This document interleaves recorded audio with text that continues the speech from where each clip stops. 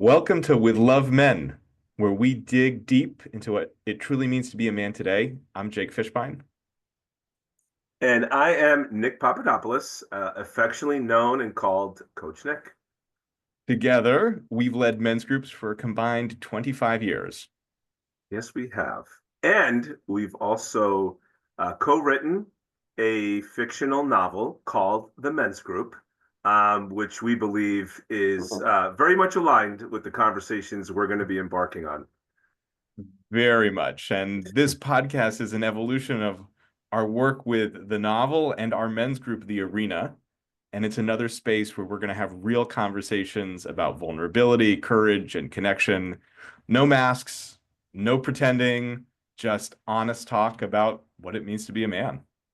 Awesome. So this is episode one, and we figured a good place to start would be what does it mean to be a man in 2025 and beyond, right? So what does it mean to be a man? And um, let's take a breath, step into the arena with us, and let's get the chatter going. Let's go for it. So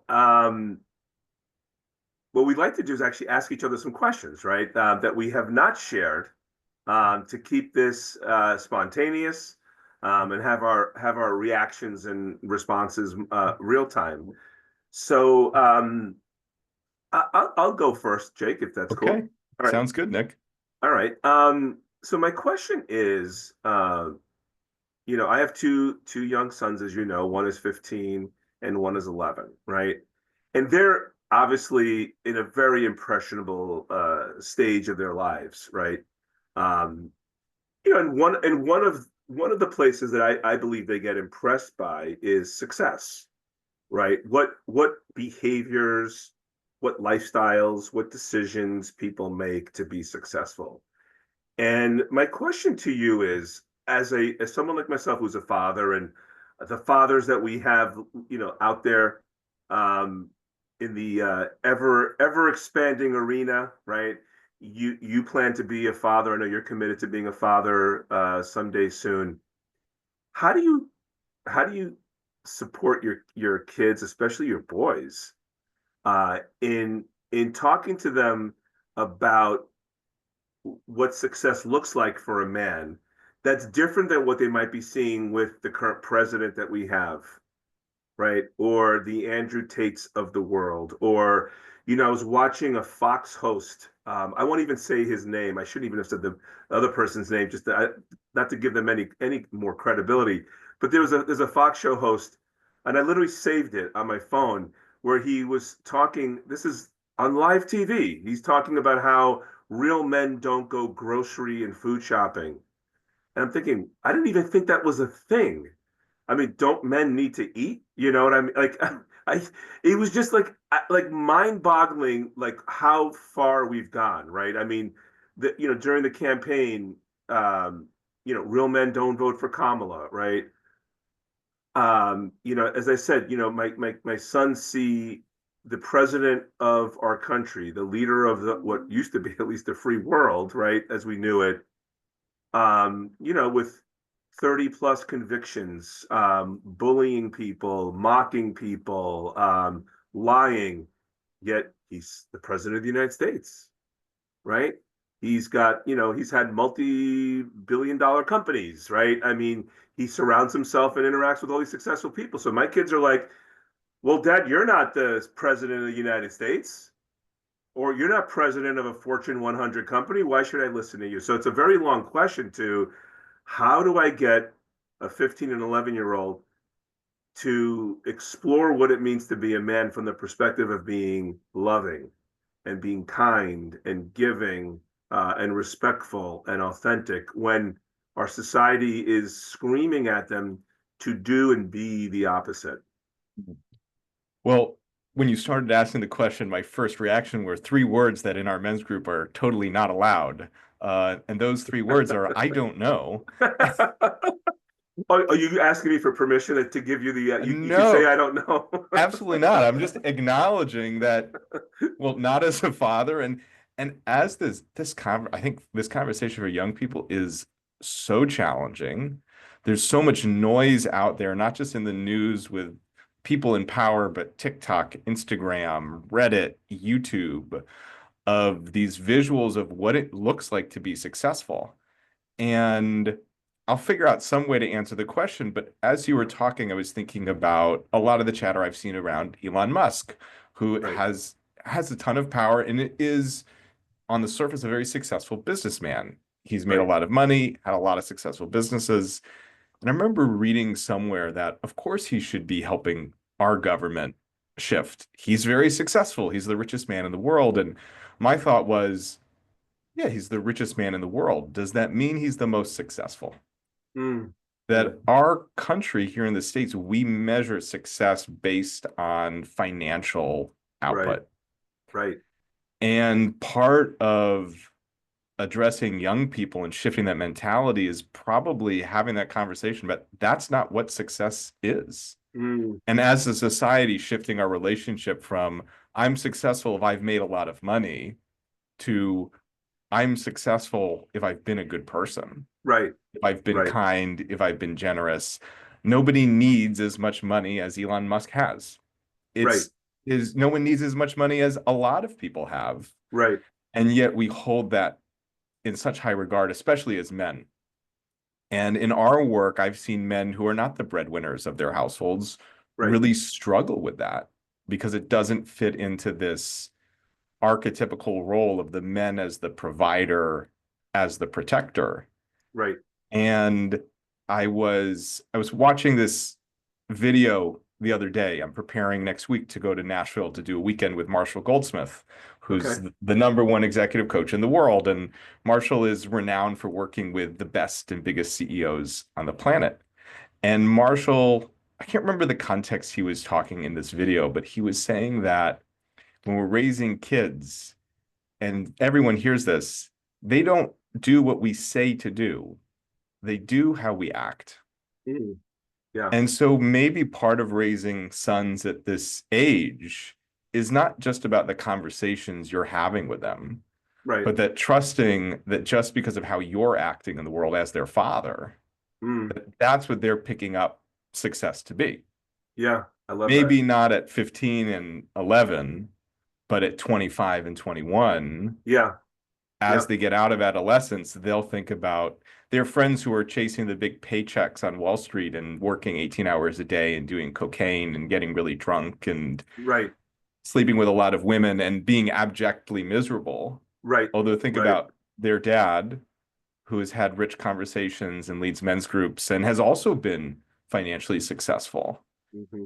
Yeah. And maybe what they'll see at that age is, I want to be more like my dad Yeah. than more like my peers who are chasing this mythical vision of masculinity, which is not a healthy version of success. Yeah. I love it. See, you didn't have to activate the I don't know. I know. That was really special. You know, what I'm hearing is uh, part of redefining what it means to be a man is literally redefining it with the younger generation. In my case, my kids, and obviously young men that we have that come through our men's groups, about what does success look like, right? You know, how do you define success? Do you define it as only money, or is money one element, right? Because certainly it can be one element of it, right? So, and then the other piece that I'm hearing you say is, yes, there's the sharing of the actual description definition, and then role modeling those behaviors. So that's great. I love it. Yeah. Yeah. The other thing that comes to mind is, especially around money, is peeling back the layers of why is money important to this individual? Because Right. as you said, the pursuit of financial success can be really valuable and important to somebody.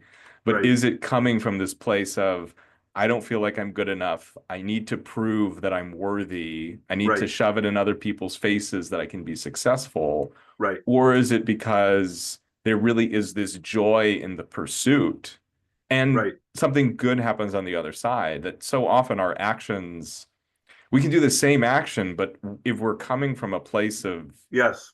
fear or insecurity, the action is remarkably different than if we're Yes. coming from a place of trust and generosity. Yeah, I just want to comment on the role modeling behaviors, desired behaviors, right? In redefining what it means to be a man. I know you watched as well the Adolescence Netflix series. I watched it with my two sons, and we were talking about the impact of social media, right? Obviously, that was one of the main themes from the series, and also the relationship. Another main theme was the relationship between the dad and the son, and there was a large disconnect between them. And my kids both said, "Well, you're not that dad in that Netflix series. You don't operate with shame with us, or you're not ashamed of us. You express yourself. You've cried. You've gotten emotional in front of us. So you're very different. So we feel like we're at an advantage versus the young son in the series." And I say all that because obviously that was really special to hear, and to your point, our kids, our peers, everyone around us is paying attention to our actions, our choices, our behaviors, how we're showing up, much more than we even realize. In a huge way. Yeah. And that I had a number of questions that I wrote Number of down. questions. I wrote down Oh four, boy. Oh four big boy. questions. I figure we'll get Four. to I figure we'll Okay. get to one or two. I wanted to have some flexibility on the spot, which direction I wanted to go in. I'm on the hot seat, as the men in our men's groups often say. I know this So is like yeah, mini hot seats the yeah, whole yeah. Now, time. now I know how it feels. And this question I was thinking about as we decided we want to do this for the episode, and I think it plays into this idea of our behaviors and demonstrating. And the question I have is, what did you used to think it meant to be a man that you've changed your mind about? I can't use I don't know already because I already declined you, right? So I have to operate by the same rules. What did I define as a man that has changed? Is that your question? Yeah. Um, I definitely believe growing up that one of the ways to define myself as a man was to be financially successful. Um, you know, Basically, the number of toys, if you will, right? The material things. Um, and I do believe, for me, for the longest time, that drove my behaviors, drove my choices, right? It drove, really created the lifestyle, the mindset that I was swimming and living inside of, right? Um, and I would say a lot of it, and I've shared this with you offline, that a lot of those choices about needing to look good, by having this stuff, by having this, certain amount of money, um, and the need to look smart, be smart, be in a lead role, a lead facilitator role, or whatever, or having the big title was all driven from fear. You touched on that a few minutes ago about what's your come from, right? My come from most often was from this place of I'm not enough, right?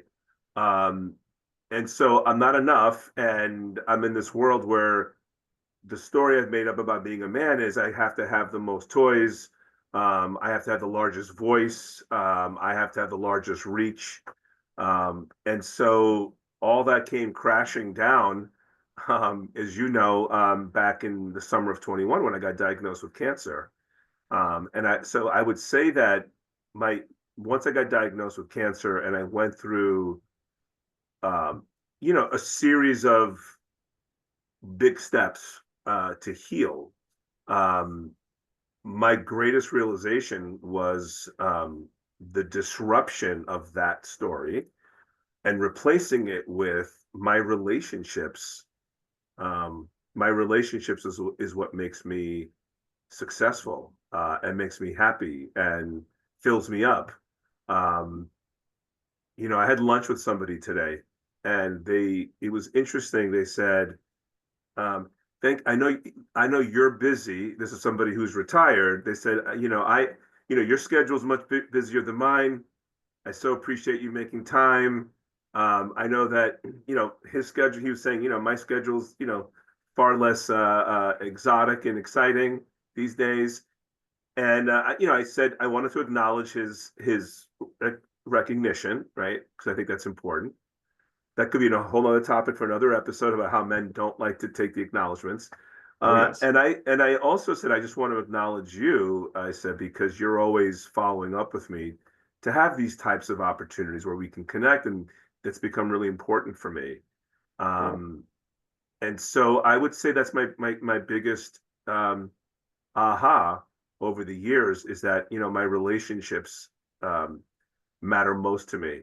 And we are, in one of our men's groups, actually both men's groups were doing, goals. And one of my goals, and I'm participating in it, is every week creating meaningful interactions with people in my Mm. life. Um, a second goal is having meaningful interactions with my three kids.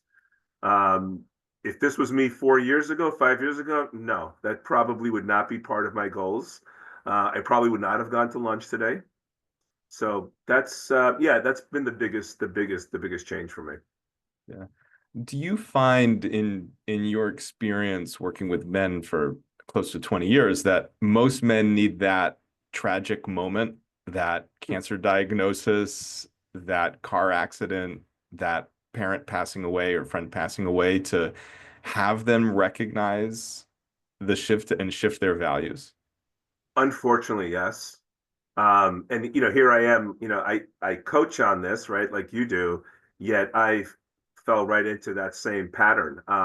Yeah, I mean, you could add to that list, Jake, you losing your job, right? Yep. Or, a company downsizing, so it happens unexpectedly. It could also be something on, you can call the empowering side, having a child, right? Or getting married, where there's like this major disruptive event, right? Where, yesterday, you know, life was one way, and then the next day life is completely different, right? And it's everything you mentioned plus a whole lot more. The short answer is yes. I mean, my experience has been, um, and I would say especially with men, because men are often, we're wired to like go, go, go. We're wired not to sit and meditate because meditating and sitting still is hippy dippy or, other, obnoxious descriptive, names. Um, you're not supposed to slow down. You got to keep going, right? Keep going, making things happen, be in action. That's a sign of strength, right? So my experience of men, to your question, is that we're not proactive, and we often are not intentional about causing the transformation.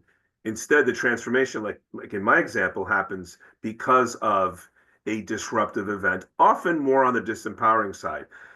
The downside to waiting for the disruptive event or the tragic event, you could even throw in more globally, like a 9/11, a Mhm. Sandy here in New York, COVID. Obviously, we have all kinds of events around the country. The wildfires recently in California, right? Some of the tornadoes and those kinds of events down in the southeast, right?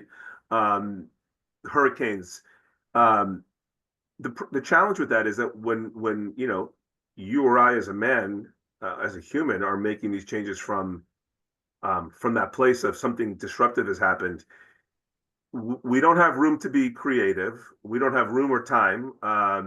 We're in frantic mode, right? We're in scarcity mode. We're in survival mode, and so you're going to be less collaborative, less innovative, less creative. You're going to be more impulsive versus if you're being intentional about your changes, right? Or like identifying, hey, I want my life to be different. This is the desired state I want to go to. You can do it with more patience. You can do it by uh, leveraging your resources, your people all around you in a much, much different way. So, yeah, I mean, the short of it is, be proactive, which I know is challenging. I get it. I get it. Yeah, it's so interesting. I think about so many of the people who've come to our group, and many of them come because of not being proactive until Right. they experience some moment where they choose that proactivity. Right.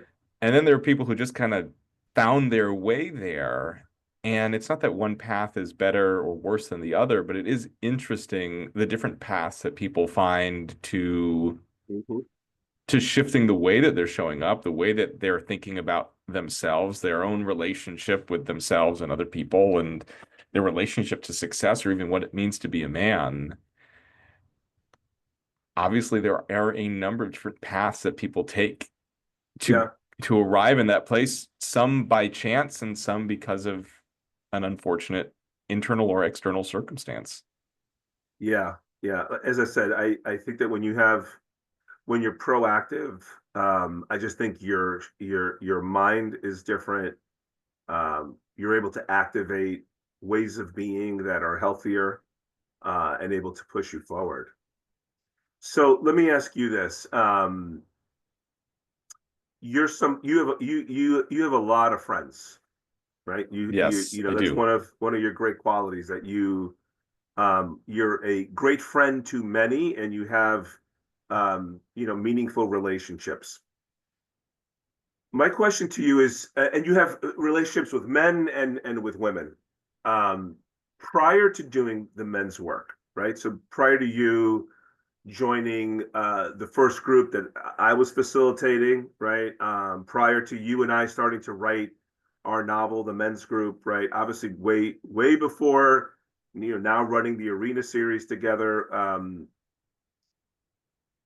Would you have said that you were more comfortable in relationships with women where you found yourself being more comfortable being open to women, being able to be more authentic, to share, more of the things in your life that weren't working or getting in the way versus men? Absolutely. I always had really good male friends, even in high school and college. And high school was different. I don't know that we were good friends to each other, but they were close Right, friendships.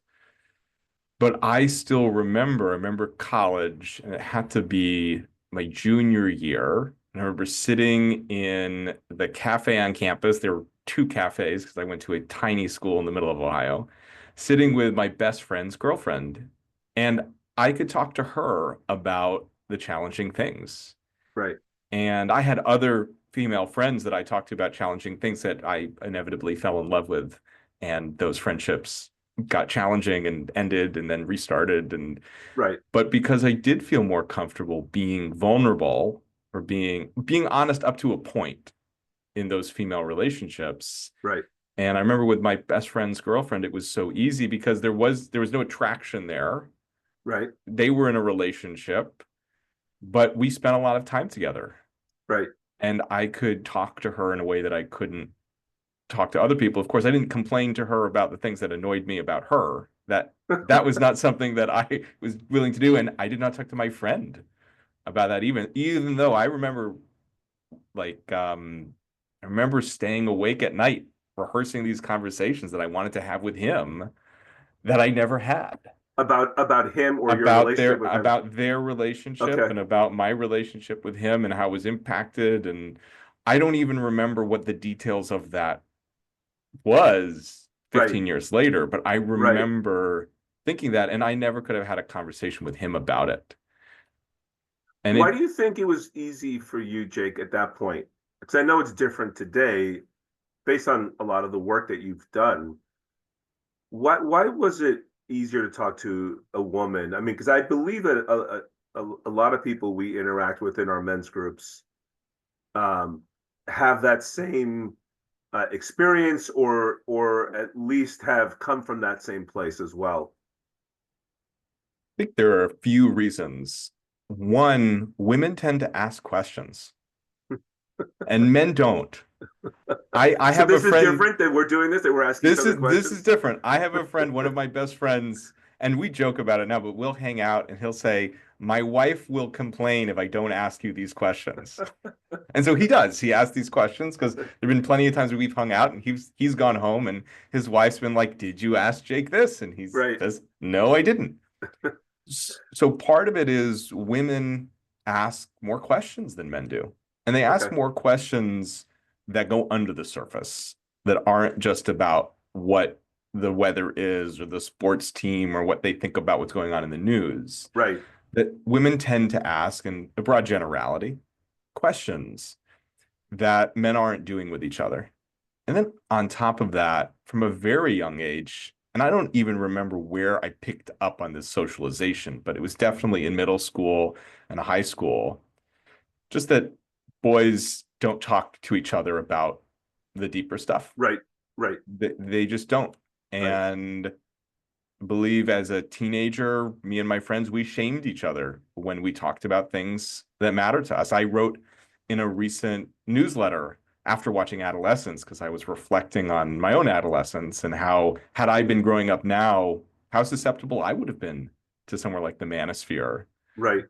I remember a friend of mine, seventh grade, he told us he had this crush on a girl. He dreamed about asking her to the dance. And the very next thing, and asked us to promise not to tell anybody. The Hmm. very next thing, I told everybody in PE.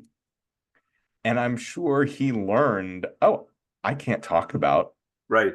who I like. And I remember those same friends a few years later bringing to them this essay I wrote out of school Right. to Right. prove what really happened in the Trojan War because I was so cool as a teenager. And I remember being really proud of this document. And I gave it to my friends and they read it. And I still remember their only comment, or the only comment I remember, to be fair, their only Right. comment was one sentence had 22 commas. And that's a lot of commas. So fair for them to call Right. that out. Right. Right. But it wasn't about the The commas. commas. Right. And I was so hurt that I tried to share something that meant something to me, Yes.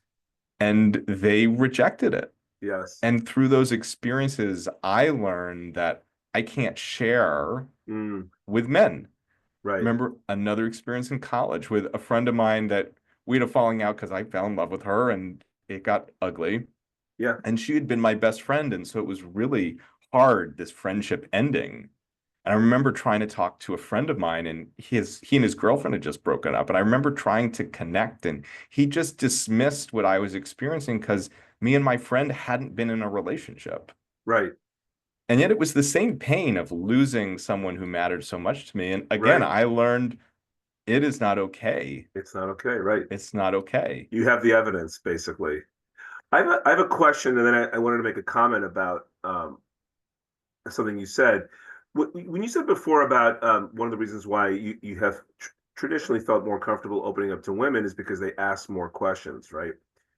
What does that do for you? What does that evoke in you when you're in that kind of a relationship where someone is interested, right? And they're engaged and they're connected, and like you're the center of the universe in that moment. I mean, what? And maybe I just gave it away, but what is the experience you have that has you attracted to wanting to talk to a woman versus a man?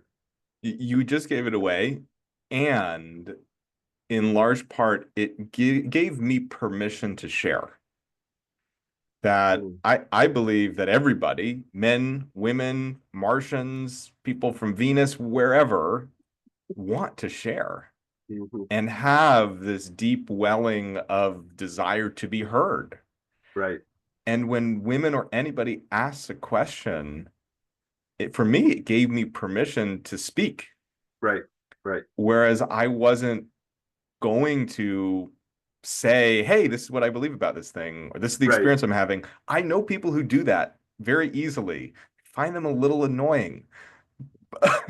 Well, I mean, within reason, right, right, but when there was that healthy dialogue or that curiosity, as someone, especially a younger person, when I didn't have the ability to have these conversations with my male friends, it was this experience of, oh, I get to talk.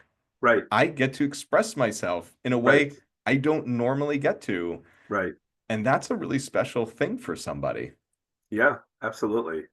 You mentioned something before about how we're conditioned as young boys, right, as we're growing, not to share how we really feel, right? And you gave a couple of great examples. I know my younger son, when he might have been in kindergarten or first grade, um, he told one of his male friends, right? He said, "I love you." And he would often say that, he would say, and my younger son, he's very expressive. He's a love bug, right? Like he just has that whole being about him. And so he was like, he's always been that way. And so it's interesting. His friend's parents set up a meeting with us to tell us how inappropriate that was and Hmm. how they felt uncomfortable because you know, um, they were describing how, our son doesn't really understand what love means and, what does it mean, when another boy is saying it to you. And I just remembered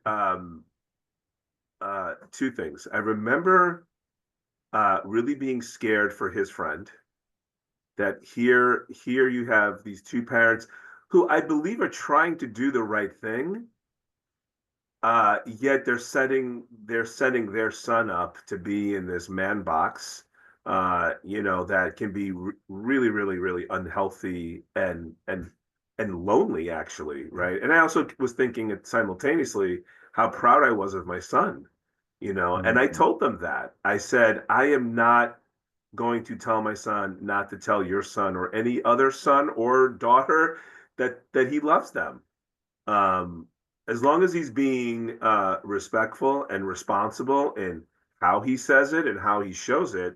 I am super proud of him, and I shared that with him as well. Um, so it's just really interesting how we create these rules. We hand these scripts to our kids, that they're either born into, or as they start to become more cognizant and more can think for themselves, as they become, they go to elementary school and all that.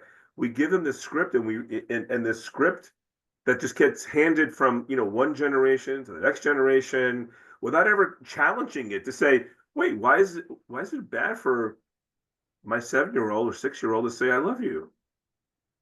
I mean, like, again, as long as you're doing it in a respectful, responsible way.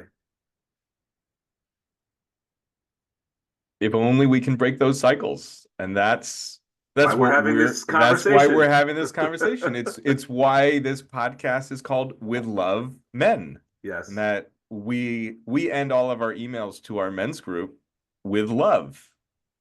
Because even if there are swear words involved, even if there's tough accountability, even if there's just gooiness, right. it comes from love. Yes, And men so often struggle to get connected to their hearts because of a deep fear right. that this man box, the behaviors that are handed down from generation to generation, are because of a deep fear of being wounded, I'm Right. sure. Right. That I always use this quote that I give credit to this coach Sean Galanos for, and he used to say, he still says that heartbreak is the buy-in for love. Hmm. And I always think that heartbreak is the buy-in for connection, for belonging, for friendship, for success, for anything. You have to be willing to put heartbreak on the table in order to have anything in this life that we really want. And for the most part, men are scared of heartbreak, Hmm. just like anyone is. But particularly men, because we're so socialized to never be heartbroken. Yeah. Yeah. It's interesting you just brought that up because I was talking to my 15-year-old yesterday, and we were talking about relationships. And uh, I said, you know, it's okay to be heartbroken. Um, and I say it's okay not because I want to see my 15-year-old heartbroken. Um, I say it's okay because you're in the arena if you allow yourself to love someone or something but love someone so much that you are risking the heartbreak if it goes sideways or it goes a different direction. I just said, you want to have the experience of being alive, and being alive doesn't come with any conditions. I'll be in the arena and be fully expressed and alive as long as Jake, I can trust you. I mean, yes, you want to. I want to assess, and my son, I want him to assess, and make, you know, make the right decisions. And with love, there's no guarantees. You could be prepared as much as you want, but when you give yourself over to another person, you give yourself over to a cause that you believe in, like you and I do around men's work. When you give your heart over to, something that you are passionate, believe in, um, part of being alive, which is really being in the arena, is that you are giving permission to have all the experiences. Absolutely. And I have one more question for you to wrap up. We're Okay. aiming for these to be 30 Okay. minutes, and otherwise we'll be here for 4 hours. I know. But as you were speaking and you were saying for a cause you believe in, I thought you were going to say baseball. And I bring that up as a joke, but also because sports is the one area where men allow themselves to feel, where men allow themselves to be heartbroken, and it's socially acceptable to be heartbroken over sports. And I'm thinking about why that is, because I've had that experience. I Right. cried myself to sleep in 2003 after Aaron Boone hit his home run. And I think about it, and I think that in sports, we have no responsibility. Mm, If the Red Sox lose, it's not my fault. mm, I can mm. be heartbroken about that. Yeah. If I make a bad choice in a relationship, or I make a bad choice in business, or I trust someone and it burns me, Right. if I feel heartbreak, it means I'm probably also blaming myself. Right. And for men, that's a no-no, Right. at least to have it be visible. Right. Internally, I think it's a completely different story. I think plenty of men feel heartbreak. Right. They just don't show or allow themselves to Mm. feel it, but they do if their team loses. Yeah. Is your question why there? No, my question was going to be in a sentence, what does it mean to be a man? In a sentence, what does it mean to be a man?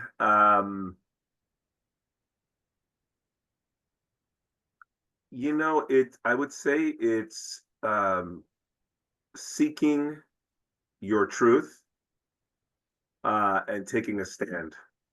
Mm. And yeah, taking a stand, being passionate about your truth, um, uh, being being good with your truth, and um, and trusting yourself that that you're more than enough, and your truth is more than enough. That you will find your way, you will find your people. People will, your community will be attracted to you. Really, really trusting yourself and your truth. I would say is a starting point.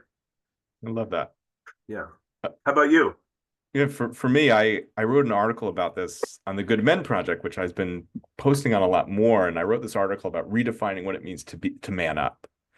Mm, And part of it is, what does it mean to be a man? And for me, it came down to a man is someone who owns his power, who yeah, feels his feelings, who shares his shame, and acts with honor. love it. And That's that's awesome. that's what it means to be a man, is those four things, which is really encapsulating the power of masculinity and also the softness at the Yeah, same time. love that. Awesome. Good way to complete this first episode. The first episode of With Love Men, Thank you for listening. We'll be back with more. You can find us on Spotify and YouTube, and tune in for more conversations about what it means to be a man today. And our website, Jake, is www.arenamensgroup.com. awesome.